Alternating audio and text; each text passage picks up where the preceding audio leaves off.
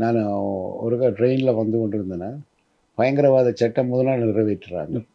ட்ரெயினுக்குள்ளேயே கிளிநொச்சியில இருந்து ஏரிக்கு ஒரு ஆள் சொல்கிறேன், நேற்று 2 3 கொடிகளை கொண்டு போட்டு பண்ணை பாலத்துக்குள்ளே போட்டிருக்கிறாங்க போலீஸ்.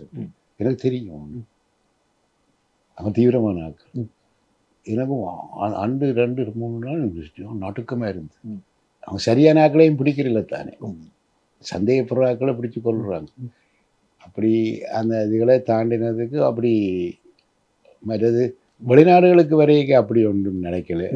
மற்ற நண்பர்கள் வந்து சரியாக கஷ்டப்பட்டு இருக்கணும். இங்கே ஊரில் நான் எங்கட காலம்தான் ஜனநாயக அரசியலிருந்து ஆயுத போட்ட அரசியலுக்கு மாறிக்கொண்டு போகுது.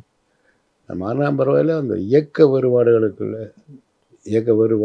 நான் ஃப்ளைட்டில் எங்கேயோ ரஷ்யா எங்கேயோ கேள்விப்படுறேன். நான் போகிற கொஞ்ச நாளையில் அந்த சுந்தரம் ஒன்றரை சுட்டு கொள்கிறாங்க. அதுதான் அந்த ஈழப்போராட்டத்தின். அப்போ அது பின்னால் தொடர்ந்து மாறி மாறி கொலை செய்கிறோம். அதுகள் வந்து அதுதான் காலம்.